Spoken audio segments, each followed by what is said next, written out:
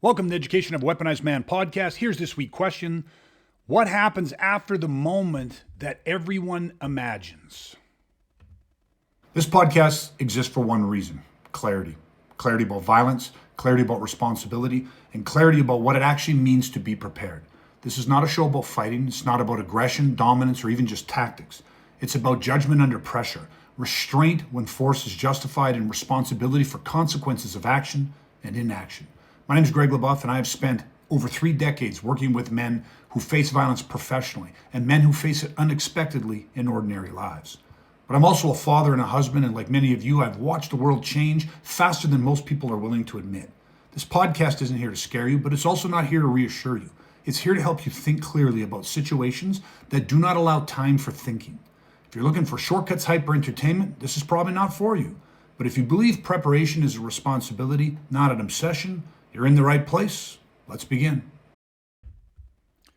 Wait, listen, most men, they definitely think about the moment that something happens. So obviously referencing a violent assault, they think about the physical engagement. Very few think about what happens next. But the aftermath doesn't start later. It starts immediately, right? You got to think about it. Adrenaline is still present. Perception is still distorted. Emotions are still unstable. And now decisions carry a very different kind of weight, right? The legal decisions, the moral decisions, and your personal decisions. So in this episode, we're going to explore what happens the moment after and why understanding the immediate aftermath is critical for responsible action. So the first point or question that I'd like to answer is why the situation isn't over once action is taken. So actually, I'm going to break this into 3 parts. The first part I'm going to discuss is just general or overall safety. The second is injury. And the third, we're going to discuss the AAR, the after action review that takes place in the direct aftermath of a violent assault. So let's start with safety. So the second you take an action, most men think, okay, I've trained my whole life for the moment that I deem necessary to go tactical. So that moment comes, you go tactical, whether it's one action or a series of actions, and now the threat is by all appearance neutralized. Okay, whatever that means. So the threat is no longer a threat. The aftermath starts instantaneously.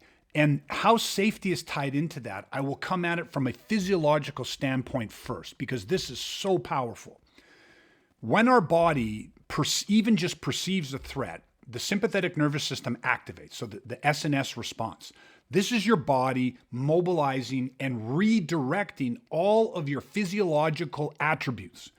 Okay, so the shape of your eye begins to change. The blood flow begins to change. Vasoconstriction, pulling blood away from the extremities and feeding into the larger muscle groups.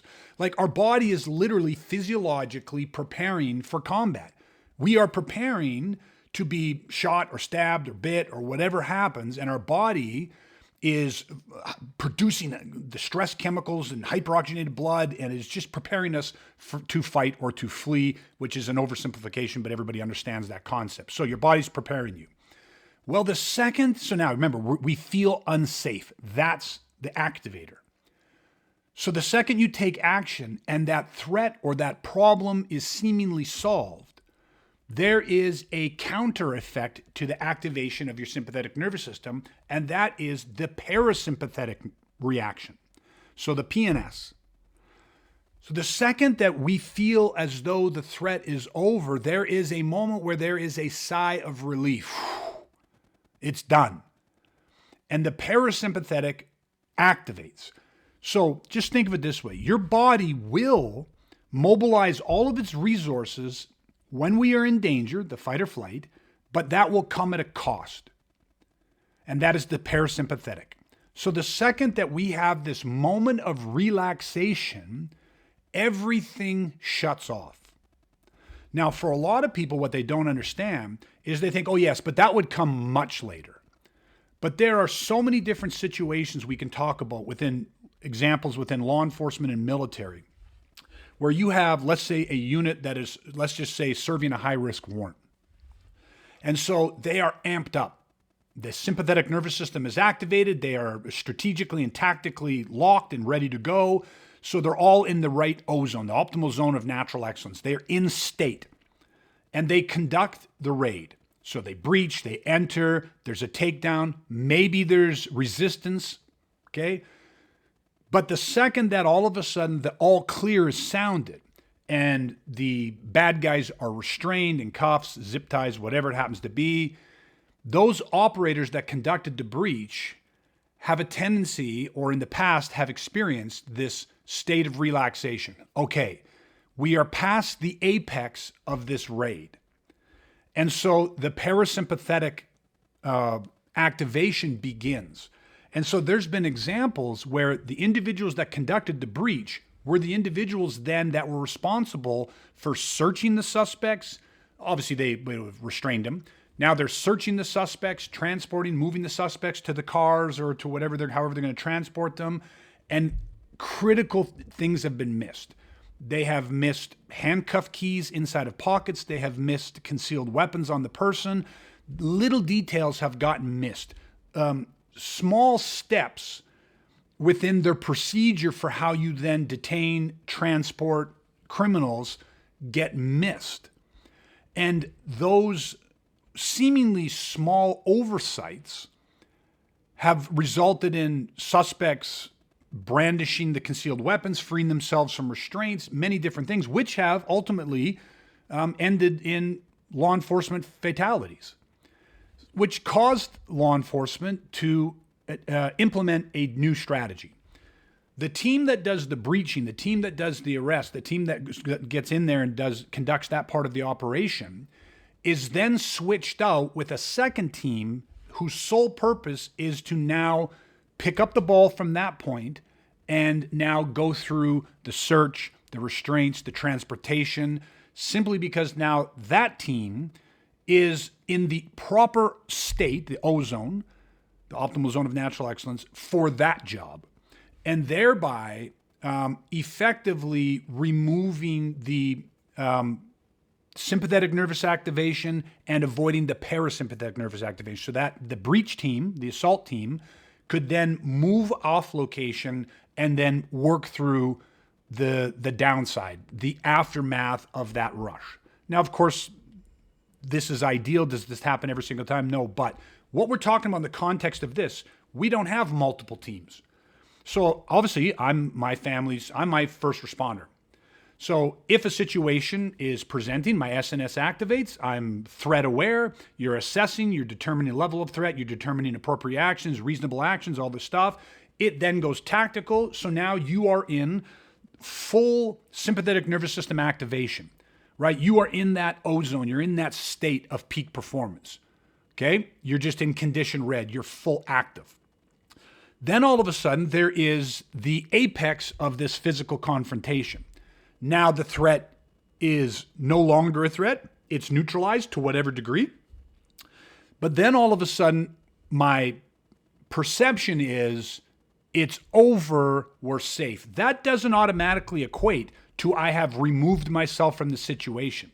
There are many times when people will find themselves in a situation, the threat is seemingly over, but yet they are still well within the proximity of where this situation took place. And unbeknownst to them, their body goes into parasympathetic backlash.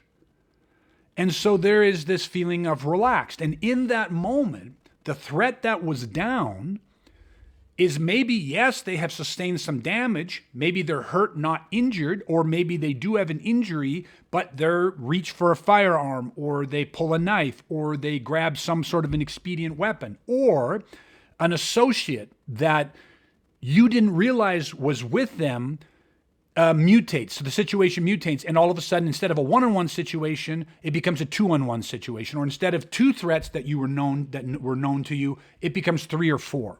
There's also been times where good Samaritans who came upon the scene during the course of the incident, and their perception is that you are the bad guy because you're dominating the threat. What was a threat to you, and you are engaging that threat, and you are dominating that threat, but somebody sees it from a different perception. And so they believe that you are the attacker, and all of a sudden, you think the threat's neutralized, you're coming into parasympathetic backlash, everything is relaxing, and all of a sudden, some good guy, some Samaritan, is grabbing a hold of you or hits you from behind, okay? And while you're now being hit or restrained by some good Samaritan, and your brain is trying to figure out, is this guy part of the threat or what's happening? And you went from full SNS activation and now you're in parasympathetic backlash. All of a sudden, the threat now has time to recover and the threat gets in on it.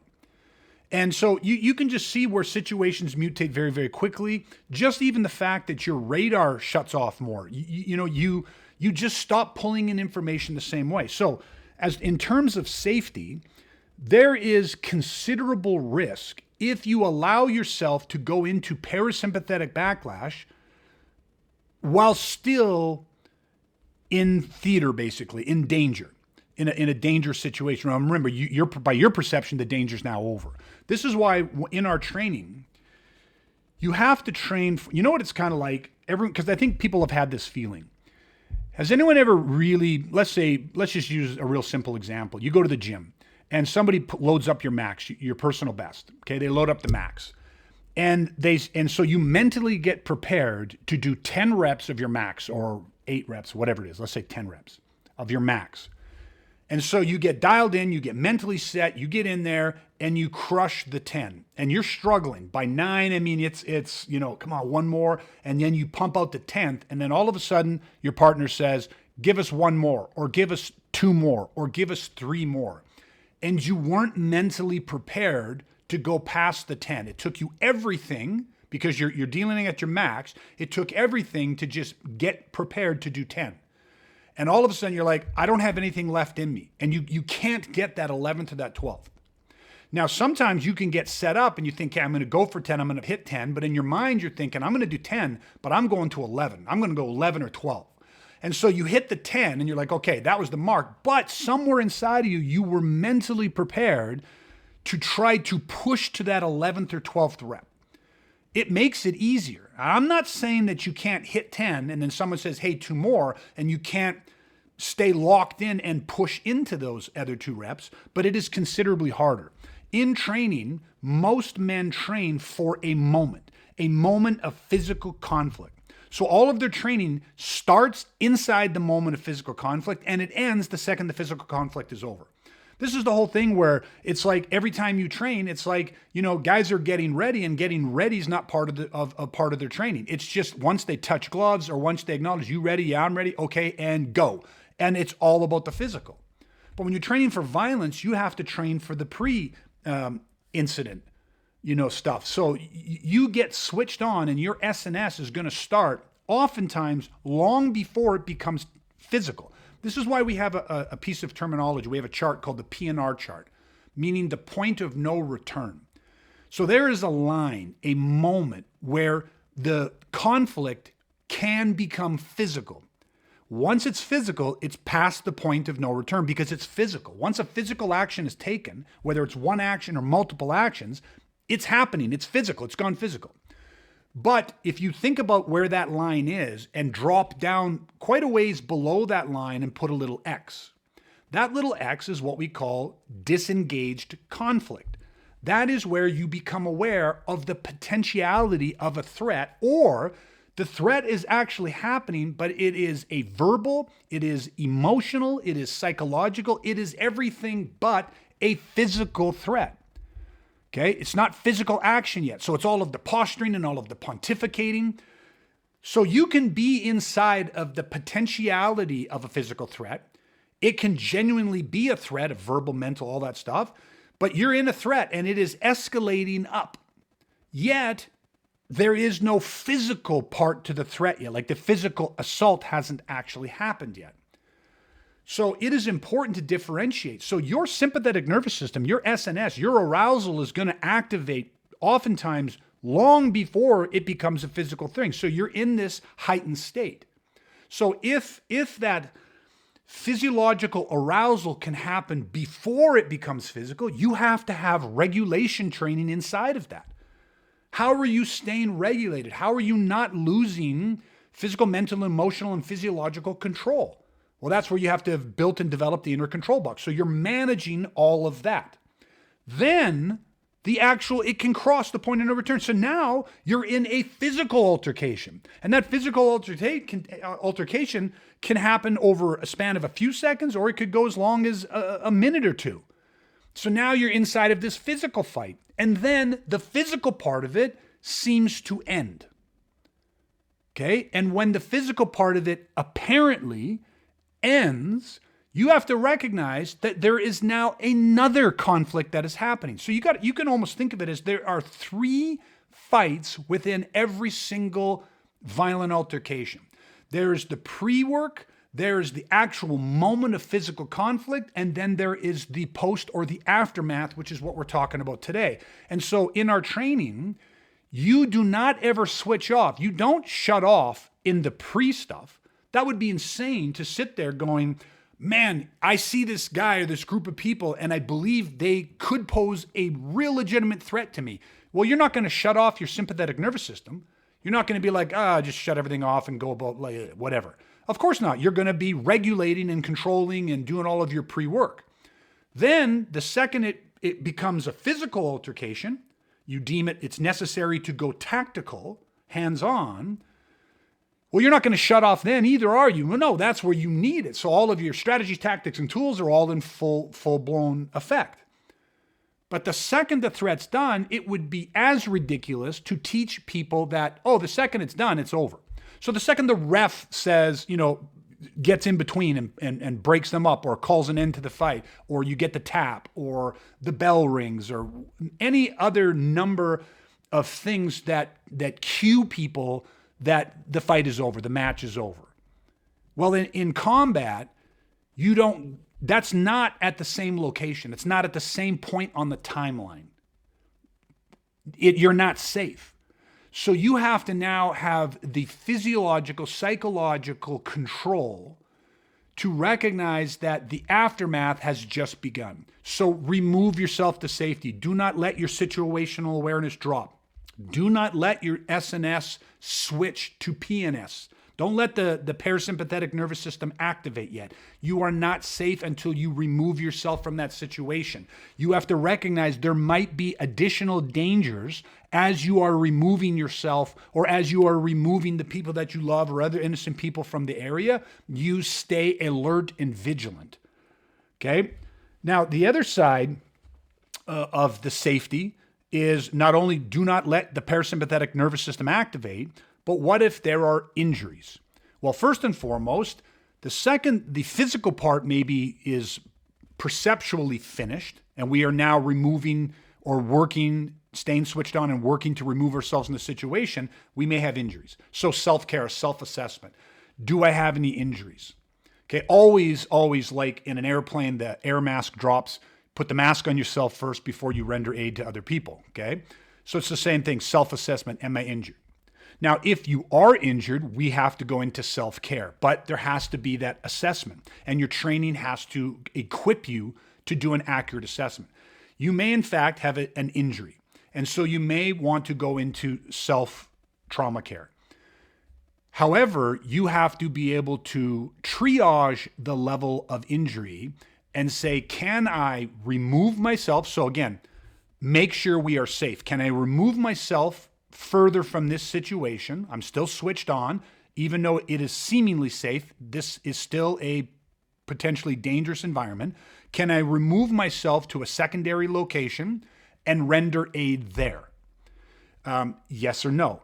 If you are triaged as having a self-injury that needs more immediate attention, even within the context, in the aftermath of saying that threat is neutralized, but I cannot remove myself, I must start administering self-care immediately here. Where do you sit down? Where do you move to? What angle in relation to the threat? Get what I mean? Like, where do you do that? Is there a massive group of people? Do you just drop them? And sometimes you might not have a choice. The injury may dictate that you just have to start doing that, but you need to stay as regulated, as aware, and as in control as possible, because when you are applying a self-tourniquet, or when you are putting pressure or applying your gauze to a wound that you might have, if you're still in the danger zone, you have to do that while staying alert to everything that's going on. So parasympathetic backlash, in the moment of trying to render self-care, you cannot get myopically focused on just your self-care. Because all of a sudden, while you're applying that self-tourniquet, you may have a threat that mutates into existence, and now you're being bludgeoned or stabbed or beaten or restrained or grabbed or whatever it is by this threat. You have to stay in the fight until you can get out of the fight. Okay? So the injury part of it. Now, another part of injury is to be present enough in the aftermath of a physical altercation, a violent altercation, to where you go, I deem it safe at this moment. You are staying aware. You are not switching into your parasympathetic backlash. And you may deem that first, self-assessment, I'm okay. Secondary, loved ones, family, innocent people that I care about or that I take responsibility for, do they need self-care? And same thing, if you have to render aid to them, you might drop down and start doing compressions or start packing a wound or start applying a tourniquet, but is your back to the threat? Did you just rush over because you go, the threat's done and now you're rendering aid to somebody else, but your back is to the situation? Or do you take the fraction of a second to move to the other side? Do you, if deemed appropriate and okay, do you drag the intended victim to a different angulation where you can start rendering first aid, where you have some different cover or concealment, or you have a different vantage point of the situation in case mutations occur? All of this can only happen if you are staying in the moment and your training has taught you for the actual moment of physical engagement, and then the post aftermath is all part of it. It's not over yet, 360 degrees. Okay? So now you're doing the injury. And why the injury is important. Now, let's add in this part. You may render medical assistance to the threat itself.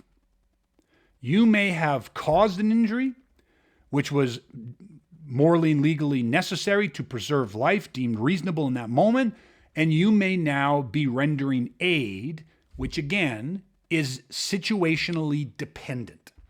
Can I and should I, do I need to render aid to the person that was in fact a threat? Do I help with the injury that I created upon their body to preserve my life? Do I render aid to that individual now? Well, is it safe to do that? Would doing that compromise your safety or the safety of innocent people around you? All of these decisions have to be made tactically, strategically, in the moment. But they are part of your aftermath training and programming, because that will matter when it comes to the after action review. And specifically, that can play a factor in your the legal aftermath. Okay? So when we talk about injury, let's kick to the AAR, the after action review.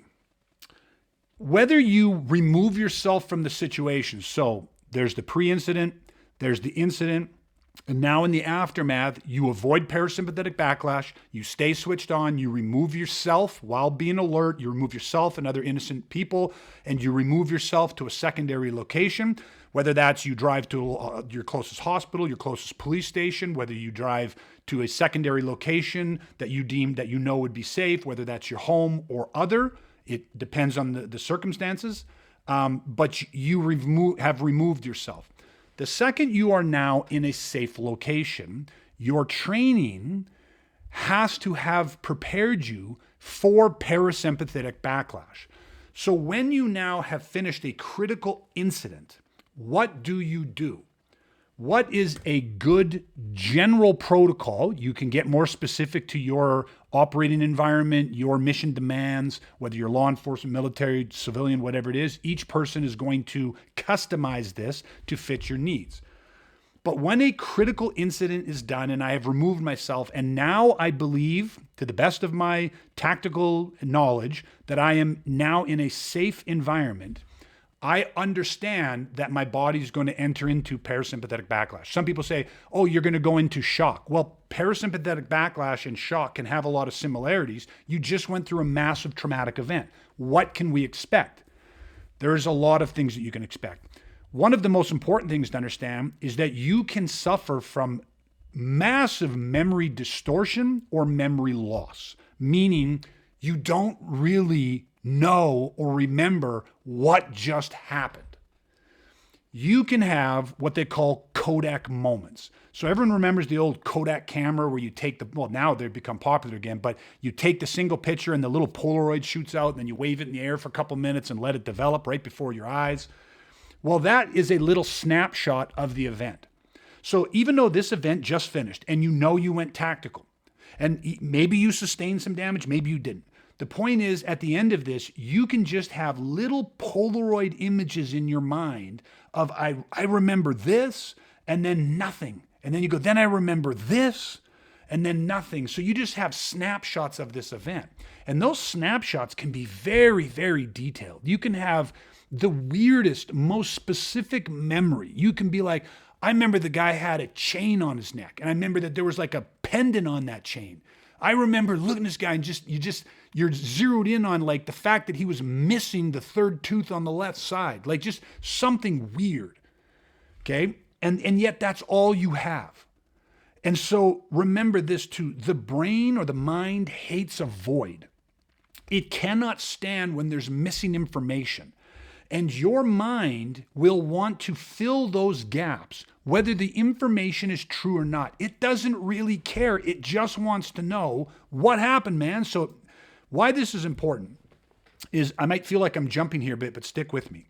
If I'm in a safe environment, why is it so beneficial for me to understand that I might suffer from memory distortion or complete memory loss? Because when it's done and you want to feel safe, the parasympathetic backlash is where all of a sudden you can feel your hands start to shake uncontrollably. Your cheek, your lip, your eyes are twitching, everything is shaking. Your legs are wobbly and weak.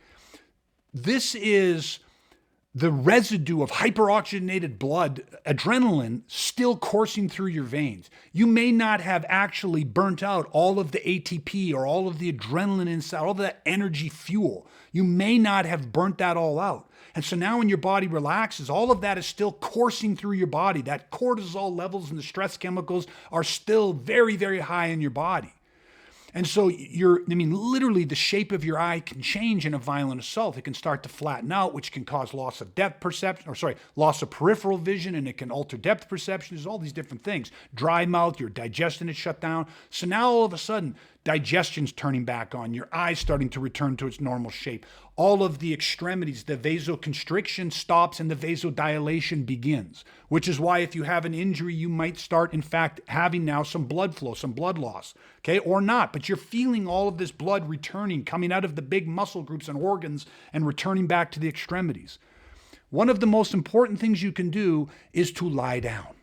Remember, this is why we need to be in a safe space where now we can lie down. Remember, when the body's homeostasis, when the body's physiological system is so dramatically out of control, out of balance, one direction or the other, often this is where people pass out because the body's system reset, reset the breaker that has been tripped, is to lie down. So you pass out, boom, you hit the floor, and it is your body's sign to, hey, reset all the breakers and get physiology back online. So if you can, lie down, maybe elevate your feet. Start working through your autogenic or combat breathing. If you can, within the first 30 minutes of when you are safe, have some fluid, have some food, just a Snickers bar, have some tea, whatever it is, some water. These are things that will help to reset your physiology. While you are going through a physiology reboot, a hard reset, that is not the time to try to be recounting every little detail that happened. It is not the time to be talking, to be trying to explain, justify, rationalize why you did what you did. So this is what I meant when I say we jump around. But what if we go back to the physical engagement, and as the physical threat, as we go tactical and the threat is neutralized, what if all of a sudden some sort of authority steps in, law enforcement shows up, and now law enforcement is detaining and restraining everybody. Security steps in and they grab and restrain everybody. Just a pack of good Samaritans grab and restrain and contain everybody. So now all of a sudden, the threat is for all intents and purposes brought to an end. There's all these people there. There's this authority figure there. And so we go, okay, the cops are here. Everyone handcuffed, everybody, all this stuff. Any other bad guys have fled, whatever it is. The scene is now contained. But in that moment, when we go, oh, sympathetic or parasympathetic activation happens, and now we cannot lie down, we cannot seek fluid and food, we cannot go through the process that I would like to go through to regain control as efficiently as I can over my psychology and physiology. And all of a sudden, you're in the back of a cop car or you're being put into another room and you're being asked questions. And so you're being asked questions and then you're hearing other witnesses and they're being asked questions by other people and you're overhearing, well, I saw that guy over there pointing at you and he was on top of that guy and a knee on his chest and he was hammering him in the face, or I saw him pull out a knife or grab a bottle, and you're sitting there and you're hearing this. And yet your mind may be fully distorted. You may have lost memory, or you have nothing but those Kodak moments. So you have some massive gaps in what you remember happening. Now, you might just overall go, listen, I didn't want this. This guy attacked me. This guy attacked my family. I was just whatever. But you don't remember the details because you're in parasympathetic backlash. Even if you go like, oh, this was nothing, your body went through a physiological, chemical, neurological process.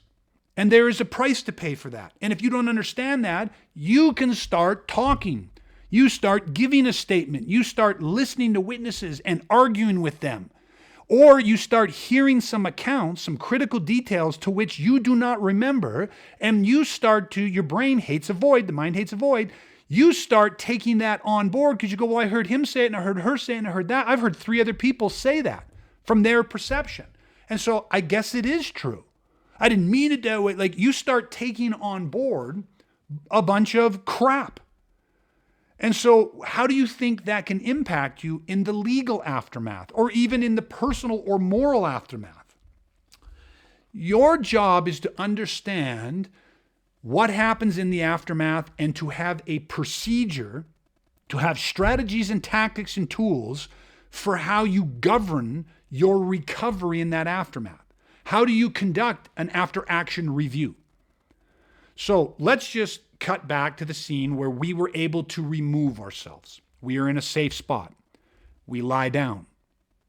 Maybe we elevate our feet. We get in automatically to autogenic breathing. We take in fluid. We take in some food. Okay? We are not obsessed in trying to remember everything that happened. We are not fighting that. We are just breathing and regulating the physiology. You may, after taking deep breaths, feel the uncontrollable shakes, the tremors of this hyperoxygenated, adrenalized, chemical, that stress chemical that's still in your body. You may, once you have done a certain amount of breathing and feel okay, you may sit up and you may recognize the need to burn out that extra hyperoxygenated blood. So all of a sudden, you start doing push-ups, or you start running sprints, or you start, you have a heavy bag, you start picking the stick up, or you hit the heavy bag, or you do something. Why? You're not getting out extra leftover aggression, you're still pissed off. You are burning off the adrenaline. It's like, on an oil rig. If you take a kick, you got to burn off the gas that's coming through. Do it in a controllable way. So burn off all of the extra adrenaline until your body hits a place where you feel genuinely a wave of relaxation, like I've got all of that out of me. Okay? Because one of the most critical things that you can do, right? Food, fluid, now fatigue. The system, especially the higher level of threat that you faced, the higher the cost to your system. And it needs to reset. You need to get some rest. Oftentimes, when people understand and have strategies for how to work through the aftermath, how to actually manage the parasympathetic backlash, food, fluid, and a good night's sleep where you have burnt off all of that extra stress chemical as much as you can, allowing yourself to actually get a good, relaxed, as deep a sleep as you possibly can, considering the circumstances. When you wake up, when you have been fed, rested, hydrated, you can have a high percentage of your memory come back. You could have all of it come back. You could have critical pieces come back, or you may still have memory distortion. You may still have missing pieces. That can be anywhere from 24 to 48 or 72 hours for rest, hydration, feeding, fueling up before the memory starts to come back. There are other processes where it might be very critical for you to recount pieces to this because law enforcement's involved. There is an investigation that's going on. You are going to need to talk to your lawyer, all of these different things, where you may do a kinesthetic rebuilding of memory, meaning you may, when safe and in an appropriate way, return back to the scene and start doing a reconstruction where you start walking through from your earliest memory and then moving through. It is just, the whole thing is a process. Now, I alluded to this earlier. I set up the circumstances as to why, but one of the most critical components of aftermath management is shut up. Say nothing. Do not speak to people. Do not give statements. Do not express what you are feeling in that moment because it is all tainted. I wanted to build this picture of this physiological chaos that is going on, right? Your body did this amazing thing and mobilized all of these resources to defend yourself. And then when that's done, it's saying, hey man, the aftermath, the recovery part, the cost is going to be as intense as the mobilization was. They're both equally intense. Sometimes the aftermath can be more intense. In that moment, shut up. Do not say anything. The police are not your friends. Okay? Your friends are not your friends. Nobody is your friend. The only friend that you have in the aftermath of a violent assault when it comes to your legal defense is your lawyer. And you need to have the appropriate lawyer, right? Not all lawyers are created equal. Not all lawyers work within the realm of violence and criminal defense on that side of it. They don't, you know what I mean? So, but your lawyer is the only person that is on your side, right? The right to life is one of the greatest rights, but your right to legal defense or seek legal counsel is right up there. So, one of the most critical mistakes that people make is they open their frickin' mouth. And they do it because of the aftermath of the parasympathetic backlash. Think about it this way, just as a point, a very interesting point. When something critical happens and your memories are not 100%, you're in that aftermath of like, oh, what the hell just happened? You could have experienced fast time motion, slow time motion. You're just experiencing all of these powerful, intense things. Yet the one thing you know is you took an action and there are consequences to that action, meaning like my actions had consequences for even a bad guy was a threat. I took an action. The bad guy suffers consequences. And that's okay. Legally, morally, we're all justified. That's good, but shit happened. Human nature is to want somebody to tell them it's okay. You did the right thing. It's okay. Remember, we're social creatures. We want the tribe to tell us that we did right. There's something visceral inside of us that needs that. And so when an authority figure, a paramedic, a firefighter, a police officer, security guard, somebody shows up that has some perception of authority, we start talking. You start saying things because subconsciously what you're fishing for is them to go, hey, it's going to be okay. You did the right thing. You know what I mean? You're safe. And yet the opinion of a police officer means nothing. The opinion of a paramedic or a firefighter or a witness means nothing. Opinions are like assholes. Everybody's got one. But it means nothing. So you have to train and understand, and your training should account for this, and you have to be able to regulate and control, you do not need anyone else's approval. Someone else's opinion of you and your actions and what you did are none of your business. I say that to myself lots in training. Your opinion of what I did or didn't do, or my tactics or my strategies or my reasonings or my why, is none of my business. You're going to have your perceptions, but there is no universal truth. There is only your perception and your reality. That does not make it true. So this is why having a process for training the aftermath, which starts immediately, is so critical. Because safety we talked about, injury we talked about. Now let me just make a connection in. If it was safe to do so, and you rendered first aid to the very individual or individuals that meant to do you harm, that in your after action review, that detail that you were then able to render aid shows that you were regulated and that your intent to injure somebody was not malicious. It was necessary. It was just what was necessary to preserve my life. But the second that the threat was no longer a threat and I deemed it safe to do so, safe to remain there, I then began to render first aid on this individual. How do you think that looks? And what perceptions can that formulate after the fact when you are now dealing with the extended aftermath and you are now find yourself in a court of law with or a prosecutor reviewing the case, trying to decide whether or not he should in fact prosecute? When you have this ability and this depth of training and regulation and control, when this whole incident gets written up and then potentially gets put on a prosecutor's desk, and all of the pre-incident indicators were there, all of the body language, behavior, and interpersonal communication indicator cues and threat cues and the environmental cues and the strategic and tactical cues are all there.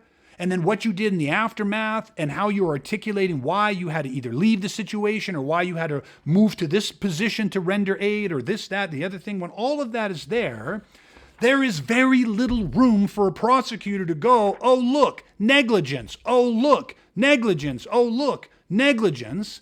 And therefore, they just go, it's not worth trying this. Remember, the onus is on the prosecution to prove your guilt. Well, don't hand them bullets. Don't give them ammunition. And most people give ammunition simply because they go, well, no one ever told me. Well, that doesn't make sense. Well, nobody cares what makes sense. The law isn't about what makes sense. So the aftermath is so critically important that is as integral, if not more so, a part of your self-defense training. Which is why I hate the term self-defense, because it's so generic. Most people teaching self-defense do not teach anything that we are talking about here today in this episode. It's just not even on their radar. And then everyone's baffled as to why some guy physically defends himself. Hey, I've spent 10 years learning to punch, kick, trap, and armbar and choke people. And then all of a sudden, well, I broke that guy's ankle, popped out his knee, choked him unconscious, broke his jaw, you know what I mean? Kicked him and smashed 4 ribs and punctured his lung. But that guy was talking shit to me. Or that guy broke into my house. Okay, geez, when a prosecutor looks at that, they read what happened physically, and they probably very easily see that you went from defending to punishing several times, which is like, well, those are bullets. We can prosecute right there. Not to mention that you had no regulation on the pre-incident stuff, so you couldn't box the threat. You can barely even articulate why you felt that they were a threat. Never mind the actions you took directly and immediately after it were all probably centered on punishment. Why? Because in the aftermath, your adrenaline is still present, your perception is still distorted, and your emotions are still extremely unstable, and yet you are making decisions, taking actions, you are talking, you're doing all this shit. Now, the last thing I'm put into this is maybe you're 100% justified in doing what you did, and maybe you have no legal troubles whatsoever, okay? Yet, you all of a sudden, a month, 2 months, 6 months, a year after this incident, you find yourself waking up in the middle of the night in a cold sweat. You find yourself hearing a noise, smelling a certain scent, feeling a certain, just something in the environment, something on TV, something in a song, and you're triggered. And you go from zero normal to a complete condition black. You are being triggered. You are taking on a certain amount of post-traumatic stress. And that post-traumatic stress is being activated outside of your control by a number of different factors. You find it hard to concentrate on work. You find yourself disassociating from your wife or your kids. You're not the same father. You find your family and friends and close associates are looking at you differently because you were involved in an incident where you took a life or severely injured somebody. And they might agree as to why you did it, but now you're different. You're acting different. You know, we can't have the same conversations. We can't have the same jokes we told. Why? A large part of this is because you had no training in the aftermath management. And so what happens in the critical incident gets trapped. That SNS, that sympathetic nervous activation, and all of the triggers and the smells and the sounds and the sights all gets actually trapped in your body because you don't understand how to process and delink memory from emotion. All of that is aftermath management. So our goal is to have individuals that are trained for the pre, trained for the actual moment, and trained for the post. So that way when something happens and when they become a life-saving force in a dark critical moment, they actually can return after the event back to life, back to being a father, back to being a husband, back to being a worker, back to being a friend, and they can continue on as normal as an existence as possible. Because remember, everyone's going to take on a certain amount, a small slice of that trauma pie. When you're involved in a violent incident where somebody's life had to be taken in the preservation of good, there is still a certain amount of that you're going to carry with you. But is it a manageable piece that you just live the rest of your life and you can carry it effortlessly? Or is it a piece bigger than you ever expected, more than you can chew, that is permeating and that is impacting your life in a negative way for maybe it's days, maybe it's weeks, maybe it's months, maybe it's years. But I don't want to accept any of that. Not when there is a process for training that can help me to become inoculated against. If you've listened this far, take a moment before moving on, not to agree with anything that I've said, but to notice what stayed with you. These conversations aren't meant to provide answers that you can memorize. They're meant to sharpen your judgment, to clarify your responsibility, and to help you think clearly about moments that don't allow time for thinking. If this episode raised questions, that's the point. If it made you more cautious rather than confident, that's a good thing. And if it didn't resonate with you, you don't need to force it. Preparation is personal, and it has to align with who you are and what you're responsible for. You don't need to do anything after this. Just carry the questions with you and pay attention to how you see the world this week. We'll continue the conversation next time.